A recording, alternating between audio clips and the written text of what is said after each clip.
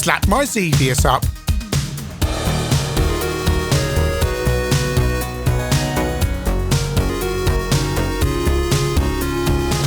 Slap Fight, sometimes known as Alcon, is a 1986 arcade game from Taito.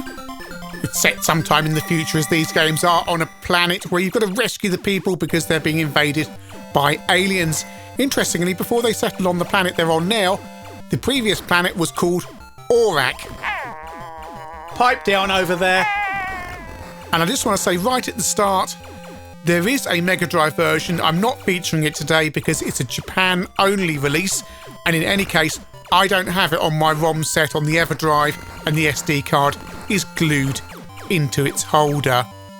There's also a brand new Amstrad GX4000 version. Again, the remit of these reviews is not to cover new conversions of games, but the original ones. We'll look at that game though another day. So we start off on the C64, and it has a loading tune. Of course, Imagine by this time is actually Ocean, but they were putting out all their arcade conversions under the Imagine name. So released on the home systems in 1987, off we go. And yeah, as I said, it reminds you of Xevious, doesn't it?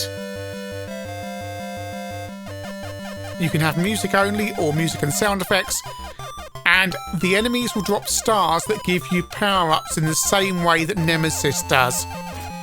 And you press space when you want the power-up that's listed below, whichever one you've activated to date.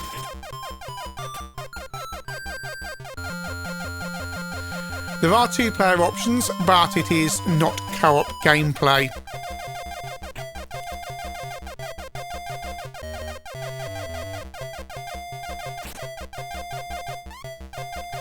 Not every baddie will drop Not every baddie will drop a star. There's no rhyme nor reason to what dropped stars, frankly. And the baddies will fire at your position. They won't just fire randomly. They will always fire at the position you're at the point they fire. Like Space Harrier. Over to the Spectrum. It's a monochrome affair. And you'll already be spotting the bullets, or rather not spotting the bullet, and going, yeah, how do you avoid them? And the answer is you can't, because a lot of the time you can't see the bullets coming towards you on the Spectrum. I've died again. Loaded it up on the 48K Plus just to see if the composite helped the visibility. And no, it doesn't. Obviously, it wasn't going to. But there's always someone who says, yes, well, it would have looked better on a real TV. You'd have seen it on there. No. Amstrad CPC. By the way, these home conversions are done by Probe. Again, they did Xevious on the home systems as well. Complete with on the Amstrad and Spectrum, the tiny vertical screen, a massive scoreboard on the left-hand side. Probe wants to flog an engine to death once they had it. So it's looking better than the Spectrum, although the bullets still aren't particularly visible.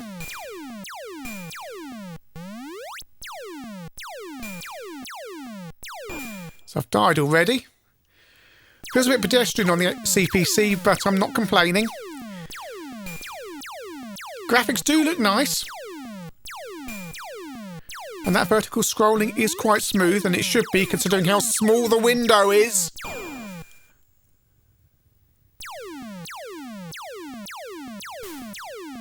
Speed is an essential power-up. You will need at least 2 of them in able to make your craft move at anything reasonably fast enough to get away from the bullets. Amstrad Action gave this 76%, with a YS giving the Spectrum version 72%. Commodore version got 10 out of 10 in CMVG, and Zap gave it 80%.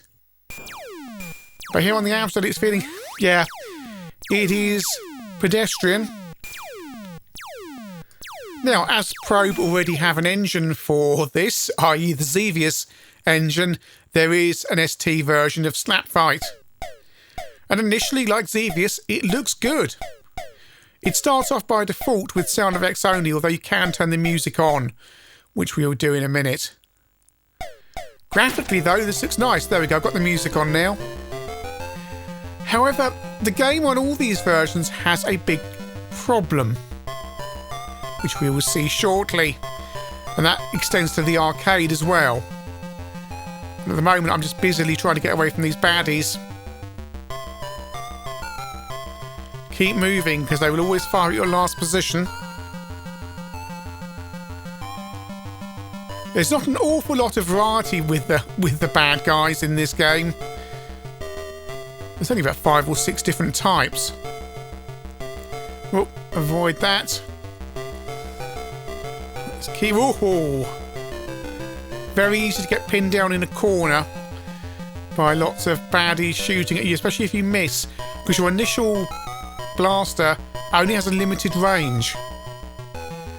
So you need to be fairly close in order to shoot the bad guys. I've died. So you'd hope you'd start at the same point again. In fact, this time it's not too bad. There's very few restart points in the game, so you can be playing, be killed, and then drop back 2 or 3 minutes, which is particularly frustrating, and it's something the arcade game does. And some of the reviewers, such as ST User, or it might be an ST4, I can't remember which magazine they picked up on it. Speaking of the ST scores, Ace gave this 568 out of 1,000, ST User 5 out of 10. And yeah, the magazines pointed out it's incredibly frustrating to battle your way through a particularly dense section of baddies and then die and then be kicked back so far.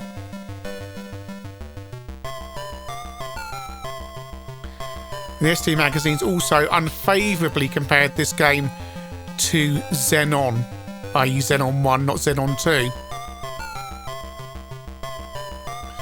Some giant pieces of toast on the ground there.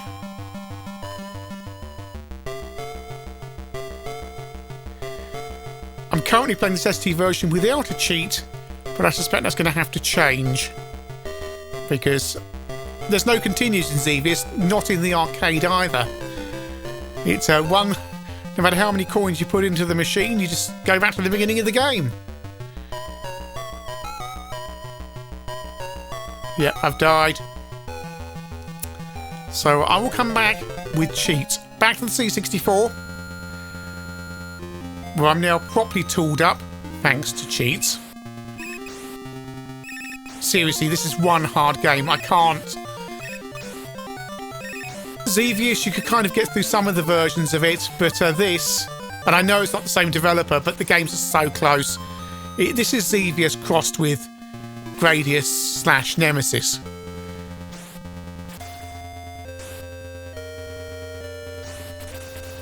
This is the C64's home territory, isn't it? Vertically scrolling, shoot 'em up. The hardware just copes with it. The programmers don't have to do too much.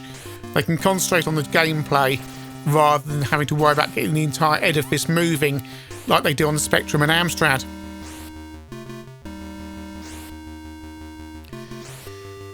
But then I've died, so I've lost all my speed-ups, all my power-ups, and suddenly the game becomes quite difficult again, because your craft is so slow. Sometimes it will give you a bonus speed-up after you've died. It has now, for example, but often that's not the case.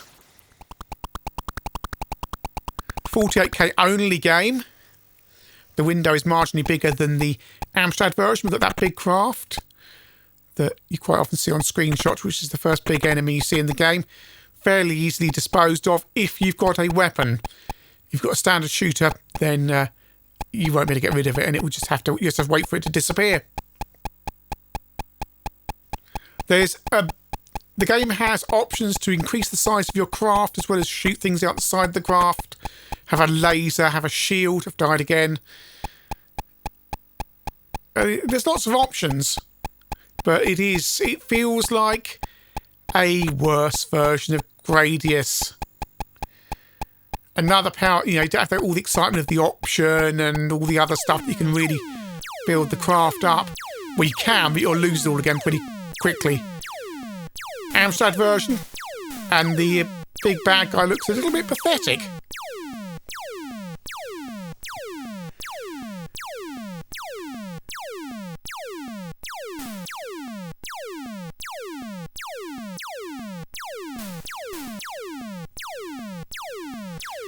Right, so I didn't manage to destroy him because I didn't have a big enough weapon.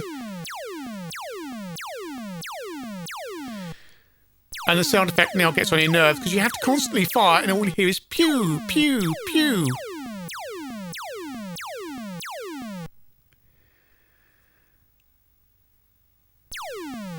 Here we go. More bad guys. Oh, I've died again because I didn't see the bullet. And the power-ups become rather sparse.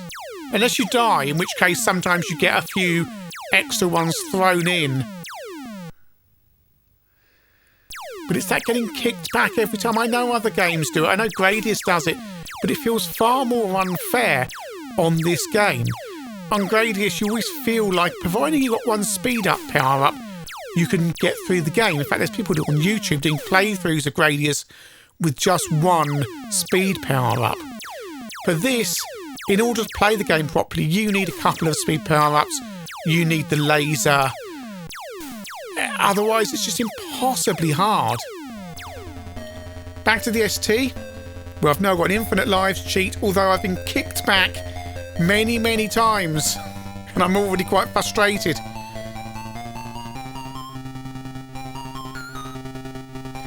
Incidentally, if you've got the automation version of this, if you press help during the loading process, you will get infinite lives. I think there may be a screen that tells you this, but for whatever reason, my RetroTink setup just desynced and just showed me a completely black screen. So I think they may have typed something in there to tell you what the trainer options are, but I couldn't get to see it. Anyway, help is what gets you infinite lives, not that it makes the game much easier. So the bullets follow you, so it's easy to not be hit by this guy, but there's no way I can destroy him with this weapon. I need the bomb, I need the laser. The bomb basically launches a bomb out in front of you that explodes and takes things out around it, but you're really best off waiting for the laser. The laser gives you a clear kill field in front of you for the entire screen. I've died again. Back to the Spectrum. Oh, that's nice tiling there. It doesn't work, does it? Doesn't match at all. The Spectrum version, by the way, is incredibly short, as is the Amstrad version. I think I've seen people on YouTube do it in about 7 or 8 minutes. Which the other versions definitely aren't that short. Whether that's a memory thing, that's just probe being probe, I don't know. Perhaps they thought it's so hard we don't need to put any more game in. I expect that's it, because without continues, this game is... Oh, I've died again. It's utterly impossible. There you go, I've got the laser now. And it does make an annoying sound effect. But it takes everything out. Look at that. Much easier.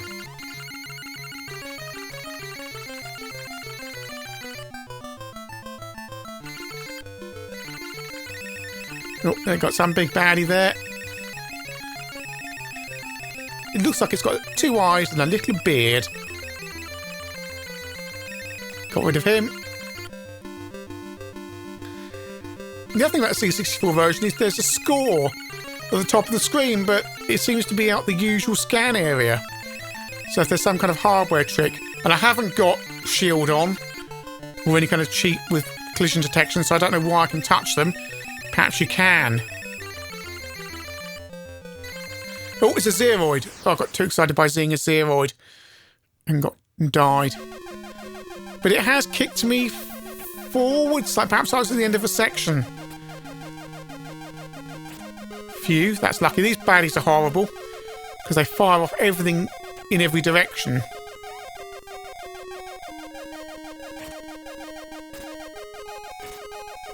If you like super hard shoot-em-ups, then certainly on the 64 you may well want to play this. C64 version, I can just about see it. The tune's nice enough, and it varies as you go along, which there's no tune on the Amstrad or the Spectrum, neither is there a 128K Spectrum version. If you want to see more ChinnyVision, there is ChinnyVision 2, which is linked in the description below, which has more rough and ready videos and various other things around the, should we call it the ChinnyVision cinematic universe? Yeah, let's call it that. Back on the ST, where I've died again. And I'll just keep getting kicked back until I get so bored of this I can't continue. I mean, it is a... There's some baddies lacking from the arcade, there's a few touches lacking from the arcade, but for 1987, for a home version, yeah, if you wanted an accurate, or fairly accurate as you're going to get for a home conversion in 1987 version of the game, then yeah, this ST version is probably it. The problem comes that the fact the original arcade game is deeply, deeply flawed. Can't see again because I've died. This is so boring. I mean, this game's so short and I've been grinding my way through it. And eventually I've ended up in the RZX archive taking stuff from there because creating snapshots just to get my way through it. Over to the Amstrad, where I have had to grind it. And there's been a lot of repetition of these baddies with these red things you need to shoot. And suddenly it says game over. Have I completed the game? Have I died? I didn't see myself dying. I think that's what you get when you complete the game, and they expected nobody would ever get there. C64 version is quite different, however. I am now fully expanded up. Look at the size of my craft. You can do this with all the power-ups, make your aircraft massive, or spaceship massive. Oh, no, that's the thing I was shooting on the Amstrad version. So is this the end of game baddie, but they didn't give you a big version on the Amstrad? Just going to shoot it with the homing missiles.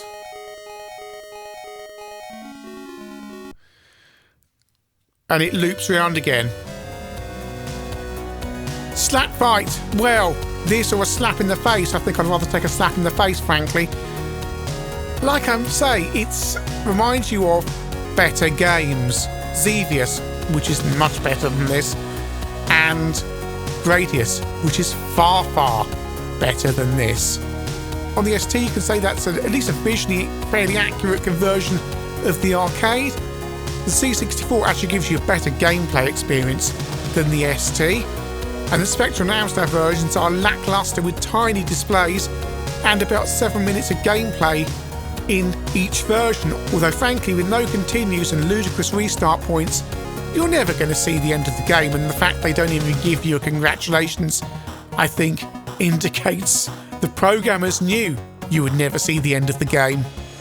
It's not the worst probe conversion by a long shot here. The problem is the source material, which is deeply, deeply flawed. If only it had better restart points. If only it had a bit more variety with the baddies. If only the Spectrum and Amstrad versions had larger screens and just a tad more pace. My understanding is the Megadrive version is the one to have if you're going to have a home conversion of Slap Fight, but frankly, there's a million better vertical shooters than this old tripe.